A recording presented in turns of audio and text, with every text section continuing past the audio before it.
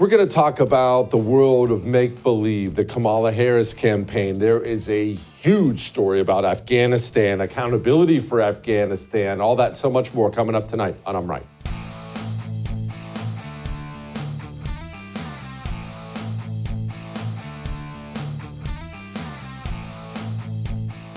All right, before we get to the world of make-believe and Dome and Biden, I should put out there that Trump is returning to Twitter or X or whatever you want to call it. And look, it's a win for free speech after they kicked the sitting president of the United States off there for no reason. He's going to go up there, do an interview, Elon Musk. Good that more people get more information. Now let's move on and talk about other things, much more important things than that. Let's discuss, you know what? I'm going to discuss the Kamala Harris campaign, the Joe Biden disaster, the where we are as a society, but I'm going to use a little story to lead you up into that. You see, I have two sons. When I was younger, and they were much younger, we're talking little kids, think, 2, 3, 4 years old. They would obviously obsess over things like superheroes. What little boy doesn't obsess over Superman or Spider-Man or the Incredible Hulk? But they loved superheroes, comic books, movies, whatever came out. Of course, young boys like superheroes. And when they were that young, I would go and I would tell them, because I'm a terrible father, I would tell them that, hey, I'm the Incredible Hulk. And I would just be able to say things like that to them. And they're, what? No way. Oh, that's so cool. Hey, can you turn green for us? And I would say, no, I don't want to hurt anybody, but I just want to let you know your dad's the Incredible Hulk. I know it's kind of cruel, but it was hilarious. And then it didn't take them long as they started to get older. I would go to them and I'd say, hey, I'm the Incredible Hulk. And they would say, oh, that's really cool. But we never see you turn green. It's kind of weird. We believe you, but you don't really ever turn green. And then as they grow a little bit older and they start to learn to use this, didn't take them long, 6, 7 years old. Boys, I'm the Incredible Hulk. And they said, Dad, no, you're not. You never turn green. Don't say it's because you haven't gotten mad. We see you get mad, Dad. You haven't turned green. You're lying to us. So you see the progression? The progression. When they're super, super young, I could tell them anything and they would believe it. I'd walk up to automatic doors and put my hand out and tell them I had Jedi powers, and the door would open and they'd say, wow, that's a Jedi. They'd believe anything. And then as they got older and sharper and wiser, they started to question things and figure things out. Now, I want you to think about American society right now. Because what you're seeing right now with the Kamala Harris campaign is, I'm going to use the word an experiment. I'm not sure if that's exactly the word I want to use, but this is what you're seeing right now. The American communist has, for the longest time, had to shade the truth a little bit here. And he still does this all the time. Kind of use a little bit of truth and just kind of veer off it a little bit here. Mostly true, but then he kind of just swerves a little bit. And as America has gone in reverse from my sons, that's the point I'm trying to make here, we're going the opposite direction. The communist is starting to figure out more and more that he needs less and less of that truth in order to get huge portions of the population to believe something. So maybe he used to need 80% truth, and then he watched over the years as that number ticked down, 70, 60%. Okay, hey, we can tell a half truth now. Ooh, what's that? Do you think we could get away with 30%? Let's try a 30% truth. And what he's trying to figure out is, has he dumbed down and demoralized our society, enough of our society, I should say, has he dumbed down and demoralized enough of our society to the point he doesn't need a single percentage of truth. He needs 0% truth. He can just invent something out of thin air and have enough of the American people believe it. What you're looking at right now with the Kamala Harris campaign is exactly that. I'm going to say something for you. This is amazing. Kamala Harris is the Democrat nominee for President of the United States of America, even though she didn't really, earn it. Either way, she's the Democrat nominee for President of the United States of America. She doesn't have policies listed. None. Zero.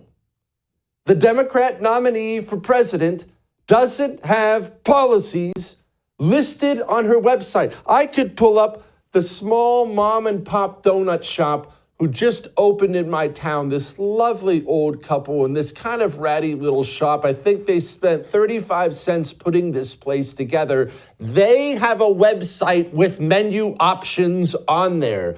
The Democrat nominee for president doesn't feel the need to inform the American people of a single policy position of hers. Oh, she was just asked about it. Here she was. When can we expect you to roll out your policy platform? Next week, and it'll be focused on the economy and what we need to do to bring down costs and also strengthen the economy overall. Next week, the economy and some costs. And I need to point something else out. That reporter asked her a question.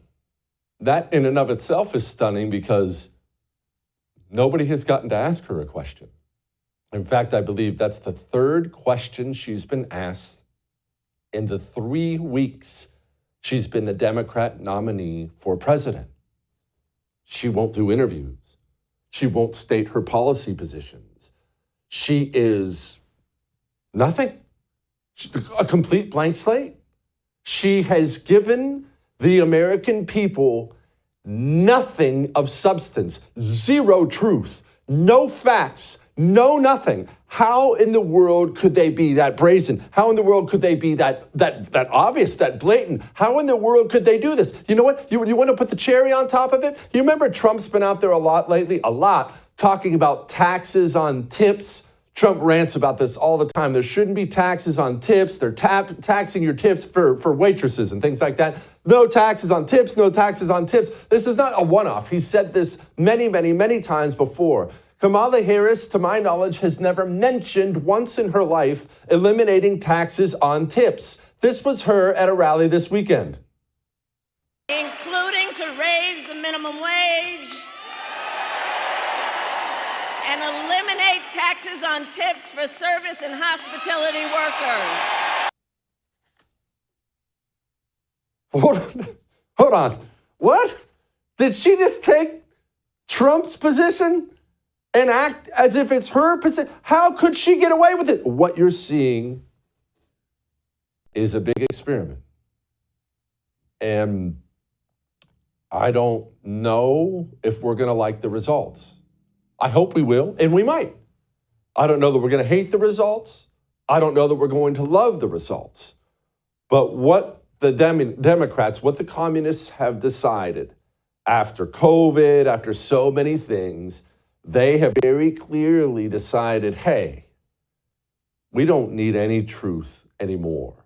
We don't need to be anything anymore. We can run an entire presidential campaign on nothing. On, what did they call her? A brat in the beginning? What does that even mean? On joy. There are headlines out there today. There are campaigns focused on joy, or we can run an entire campaign telling our opponents that Trump is a threat to democracy.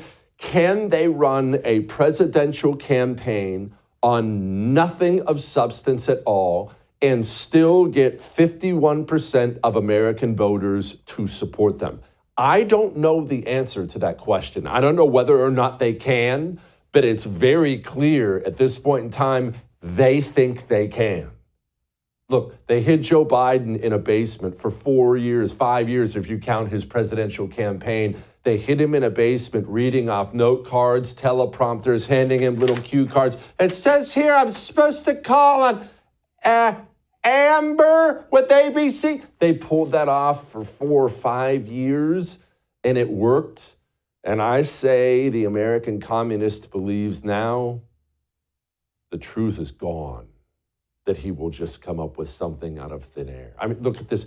I want you to keep in mind, before I play this little clip of John Carl for you, Keep this in mind. This is how crazy it's gotten. The whole Kamala Harris was borders are thing, that was all done on camera. It's not like I heard from a guy who heard from a guy. You could, right now, if you wanted to, you could pull up on your phone a videotape of Joe Biden sitting beside Kamala Harris saying, here she is, it's a big deal, I'm putting her in charge of the border. And not only that, they then pan over to Dome, and she thanks him for it, for lack of a better word, says, yeah, it is a big responsibility. I've got it covered. This has been done on camera. John Carl, the American media apparatchik, said this. Well, John, we have to start with the fact that we have a wide open southern border because our border czar actually set a lot of open border policies. They suspended. She's not actually, she wasn't the border czar. Oh, that was what the media called her. Flashback. The president put Vice President Kamala Harris in playing a critical role in terms of trying to stop the flow of migrants across the border. She had control over a lot of our border policy at a time when they were suspending. Let me finish, John. The time they were suspending deportations, they stopped Donald Trump's Remain in Mexico policy, and they reinstituted catch and release. They basically threw open the gates of our country, and now we have a ton of fentanyl, a ton of people suffering. But how are you going to get 10 to 15 to 20 million people out of the country? Well, the first thing you have to do is to stop the bleeding. It was done on camera. John Carl himself was on camera.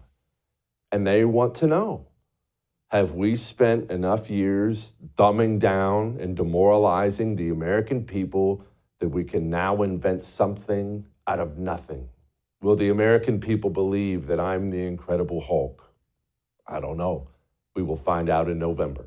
All that may have made you uncomfortable, but I am right. We are going to talk about Dome's campaign with Rob Bluey next. Before we do that, we're going to talk about the best night's sleep you're ever going to have in your life. And what makes a good night's sleep? It's not just the sleeping portion. I know that's very obvious. You lay down, you're tired, you close your eyes, you drift off to sleep. That, of course, is part of it. But how do you know when you had a good night's sleep? You don't know when you're sleeping. You know when you wake up. It's how you feel when you wake up. Dream powder from Beam is not a bunch of chemical filth. It's natural. Melatonin, things like that. You have a little cup of hot chocolate as you're going to bed, and you just drift off to sleep. And when you wake up, you feel like $1,000,000. Go get some Dream Powder, 40% off. Shopbeam.com/Jesse Kelly. We'll be back.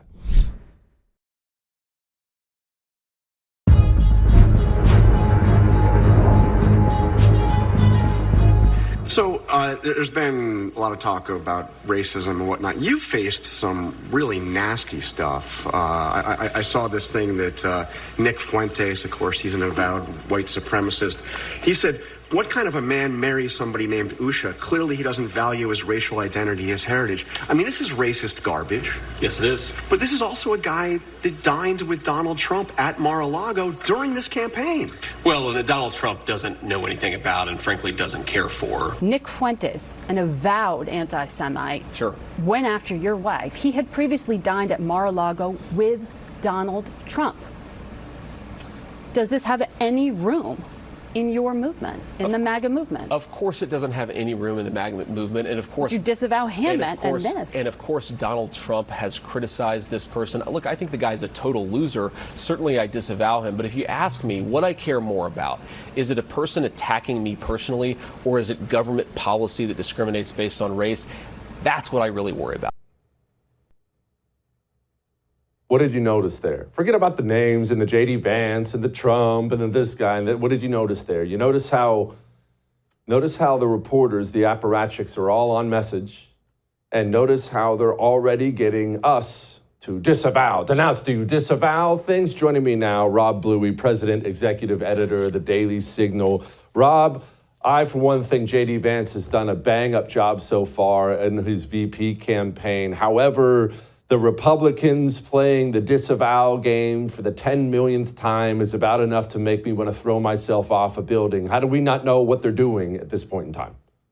Yeah, Jesse, thanks for having me today. You're absolutely right. I mean, I do appreciate J.D. Vance's forceful response there, but Republicans and conservatives more broadly need to get off of defense and go on offense. There are plenty of things that they could be pointing out about Kamala Harris and some of the associations that she has with left-wing agitators and avowed Marxists and socialists that you don't expect the media to ask about. So it's their opportunity to bring it up and point the direction back at her and others in the Democratic Party, frankly. As for what you can expect from the media going forward, exactly this type of thing. I expect that they will continue to point out instances where they disagree with Donald Trump on things, and they'll try to find some tenuous association that he's had in the past and try to connect it in some way to his campaign, because there's an understanding that there are a handful of states, and in those handful of states, there are a certain set of swing voters who are going to make their decision not based on any policy issue, but probably on things that they read or see on television and maybe Donald Trump's expos. So,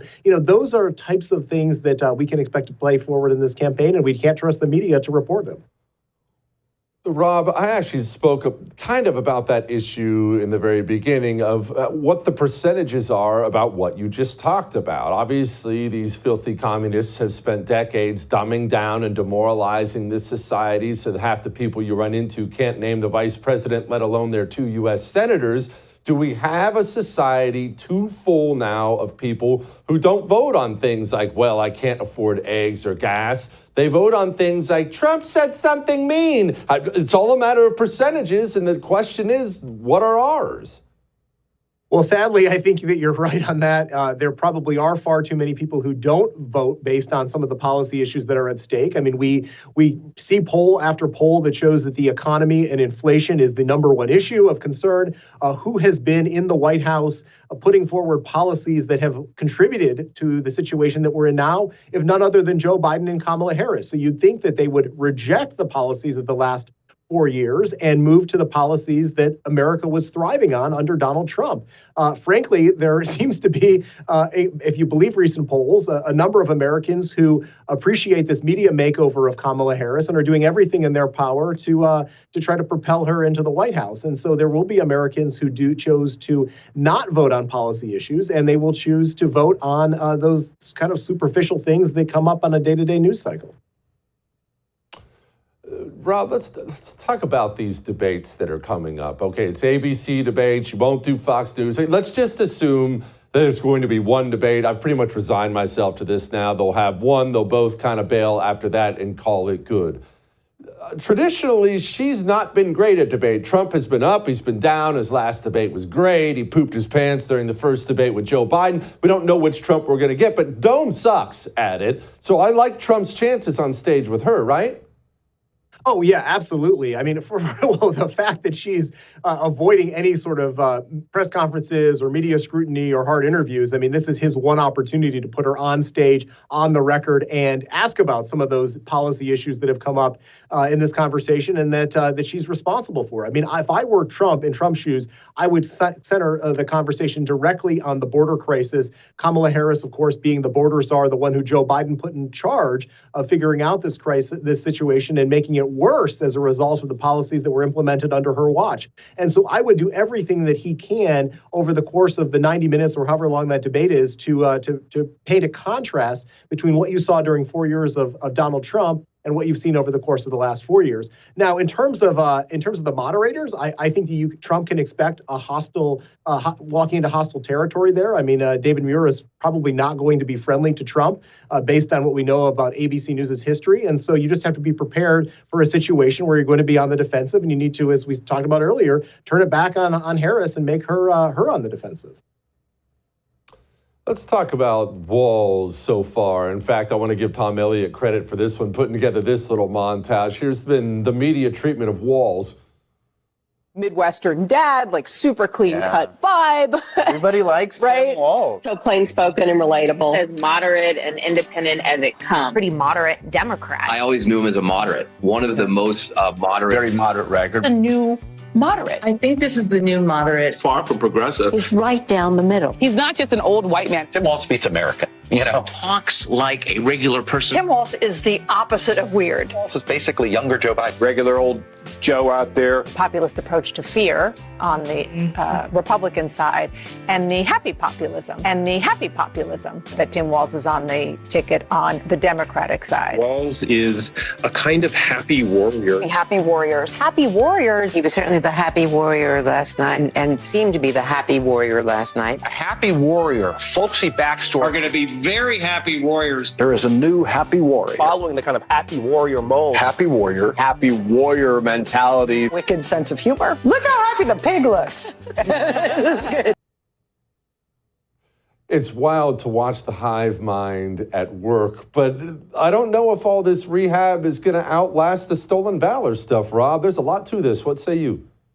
Yeah, well, first of all, I mean, as somebody who's worked in the media for a while and who knows the pack mentality, it's not necessarily surprising to see all those journalists fawning over Tim Walz. It's the same reaction that you saw after Joe Biden's first debate performance. And all the media commentators came out and said he needed to get out of the race after defending him for so long. But yes, I do think that eventually, after this honeymoon is over, and that'll probably be after the Democratic National Convention at this point, there should be more scrutiny on his record, and particularly his military service. I commend J.D. Vance for bringing that up. That's an issue that you can't expect the media to necessarily focus on, and so he's trying to do his best to raise questions about his service. And I think that the other thing that we need to remember here is it was Bernie Sanders who was the one who was really pushing Tim Walz. Bernie Sanders, of course, being a self-avowed socialist in the U.S. Senate, there says something about what the guy's policies will likely be if you have Bernie Sanders in your camp. Rob, I'm not 100% sure he's going to make it as the VP candidate. And I say that because this stolen valor stuff is starting to drag down the Harris ticket. And when you pick a VP, they're supposed to help a little. In the very least, you stay flat. What they're never, ever, ever allowed to do is drag you down for an extended period of time. I know it sounds crazy, but we've already seen crazy. Could you see a world where they might dump this guy? There's always the possibility. Look, I was there in 2004 when John O'Neill and some of the other Swift Boat veterans made the case against John Kerry, and that was certainly, I think, the defining moment of that particular campaign. George W. Bush, remember, was in a tough environment, and he was able to run effectively against Kerry because those questions were raised about his military service at a time when the United States was facing some big foreign conflicts. So yes, if this continues to be a drag on Tim Walz, then absolutely they would cut him loose. Look at what they did to Joe Biden. I mean, the Democratic Party is in this to retain power at any cost. And if it means sacrificing Tim Walz, I think that they would absolutely do it. Yeah, I think they would too. All right. Rob, thank you, brother. Come back soon. I appreciate it. All right. So my buddy Jerry Dunleavy, he was part of, an effort, supposedly, in the GOP to get some accountability for Afghanistan, to get some justice for the families who lost our warriors over there. Jerry Dunleavy resigned this morning publicly. This story is ugly, and it's going to make you mad. It made me mad, but we're going to talk to Jerry extensively about that next. Before we do that, speaking of talking, so we all use cell phones, right? We text, we call. That's the modern era. Kind of have to have one now. Let me ask you, who do you pay for that service every month? Do you pay a company who loves, shares, and promotes your values, or do you pay a company who hates you? If you have AT&T, if you have T-Mobile, if you have Verizon, you make a monthly payment to a company who hates your friggin' guts. If you have switched to Pure Talk, you not only pay less, I pay half of what I was paying at T-Mobile, you not only pay less, you're paying a company who loves you. They promote your values. Their CEO fought for this country. No stolen valor at Pure Talk. Go to puretalk.com/JesseTV and switch. It takes 10 minutes. It's easy. We'll be back.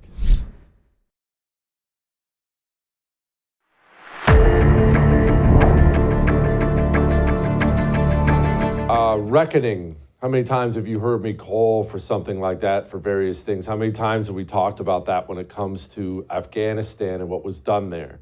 What was done to the troops 20 years of blood and misery over in that place. And then we just ran out on a mission they couldn't even define. And the way we ran out on that mission, getting another 13 of our warriors killed right before we vaporized 10 innocent civilians, is something that should be investigated and people should be held to account. My friend Jerry Dunleavy wrote a book with my friend James Hassan. The book is called Kabul. Highly recommend you pick up that book if you want to know what we did over there. So, Jerry, before we get to what you did today with the resignation, could you please talk about this foreign affairs investigative team? What were you on? How'd you get on this thing? What were the promises? Right. So before I joined the House Foreign Affairs Committee, I was an investigative reporter, reported on Afghanistan, then wrote the book, Kabul, with James Hassan, fellow, I wasn't a veteran, but, Afghan war veteran. James was fantastic co-author. After being a reporter and writing this book, I was asked if I would come on to the committee, the House Foreign Affairs Committee, and help them with their investigation as a senior investigator. What I was told we would be doing, in fact, what I said we needed to do as part of me coming on is I said, look, I'm a reporter, I'm an investigative reporter, I investigate things, that's what I do. If I come on, I want to be part of something serious, something sweeping in scope, something that's going to hold people accountable, get answers, go down every investigative avenue that we need to go down. And with the goal of accountability for the people that screwed this up, and the goal of making sure that this doesn't happen again. Jerry, can I pause you just for a moment? Who invited you to come on? Who were the people who wanted today called Jerry, get on our committee? Who was it? Senior staff members of the committee asked me to come on, and I was hired personally by McCall. Yeah. Okay. All right. Yeah. We met in his office and talked about the investigation, and during that meeting about bringing me on, he made the same promises as he's made publicly. So I'm not really giving anything even really away here. That the investigation is going to leave no stone unturned. That we're going to do everything in our power to get answers about what happened, answers for the Abbey Gate Gold Star families. And look, I don't want to be here. I truly wish that the promises that Chairman McCall made were followed through on. I wish that I was coming on your show to talk about all of the incredible things that the investigation had found, all of the people we had held accountable. But unfortunately, that didn't happen. It's not just that those promises weren't kept, it's that there was not even a real effort to keep those promises. Okay. So hold on, sorry to interrupt. That leads me to what you did today, because we haven't even gone into that yet. What did you do today publicly, and why? And I swear I won't interrupt again. The floor is yours, Jerry. Tell us what happened. Yeah. So today I did, actually on Friday, I sent in my letter of resignation. I resigned in protest from the committee. I made that public today.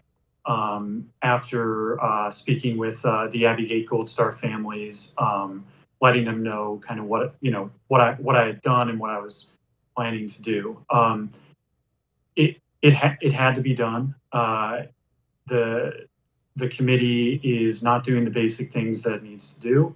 The things that we have done oftentimes have been treating people with kid gloves, people that share a big piece of responsibility for what happened. Our hearing with Zalmay Khalilzad, who was the U.S.'s top negotiator with the Taliban in 2020 and in 2021. So President Biden kept him on. A nefarious guy. All of the evidence points to this guy is a bad actor. And when we brought him in, we treated him with kid gloves, and that was extremely disappointing. We brought in Chairman Milley and and General McKenzie, the two highest-ranking military officials at the time of the withdrawal in 2021. They share their own piece of the blame as well, and the committee, the chairman, and the committee, in my view, deliberately let them off the hook.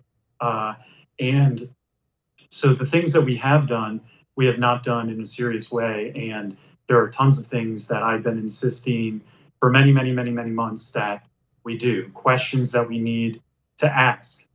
We failed to bring in the top military commanders on the ground during the NEO. That would be General Donahue, General Farrell Sullivan, Rear Admiral Vaisley. I've been saying for many months that we need to bring these guys in. They're the ones that can talk about interactions with the Taliban. They're the ones that can talk about whatever agreements or deals the U.S. military reached to rely on the Taliban to provide security outside of that airport. They're the ones that can tell us about the Taliban sometimes refusing to do what we asked during the evacuation, the Taliban beating up Americans, the Taliban beating up and killing our Afghan allies, these things happening within view of our Marines at the gates. They can talk about us asking the Taliban to search or raid ISIS-K locations in Kabul during the evacuation, and the Taliban telling us no. I mean, and this is what I'm giving you here is just a thin slice, the tip of the iceberg, in terms of the things that we should have been doing, the basic things, if we wanted to get answers and accountability for the Gold Star families, for all of the U.S. service members that have died in this 20-year war, for all of their Gold Star families, and for the American public, because I am worried that the U.S. government, State Department, the Pentagon, the intelligence community, they have not learned their lessons because they haven't had to, because no one's been held accountable. So accountability is important for its own sake, but I am extremely worried that without the lessons learned and without the accountability, something much worse is going to happen. We are going to be in a potentially serious war with a great power in the near future. And if we don't learn these lessons, there's going to be a lot more Gold Star families, a lot more unnecessary Gold Star families. And so that is why, after a lot of soul searching, I thought that it was best to blow the whistle on the inaction and incompetence of the committee, and to tell people what's going on, what they need to know, and to try and get this out in the public so that people know that their elected representatives are not doing real oversight and not holding people accountable the way they should be. Jerry, I applaud you as always, my man. Takes guts to do what you did. I'm really, really glad you did it. Please keep after him. Don't let up, brother. I appreciate you. How many times have you heard me say we're going to lose a major war? And when something twice as terrible happens next time, it's going to be because of things like this. And I wanted to remind you, that's a Republican committee Jerry resigned from today. Republican-led committee. All right. Let's talk a little bit more about Walz and other things, like his pro-life record. Next.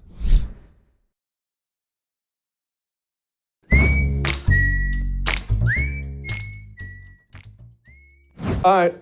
It is time to lighten the mood, and nothing lightens my mood like Chuck Schumer and these dirtball politicians getting blasted in public. I've always loved that because these people are looting and gutting. They're destroying the country as fast as humanly possible. And when they get publicly humiliated, does my heart well. Hey, Chuck, you know Dominicans actually hate your guts, right? Because you're a scumbag. You know that, right? You ruined New York. You're a loser. You're a loser, buddy. You're a loser. I love that we still live in a country where we can do that. All right. I'll see you tomorrow.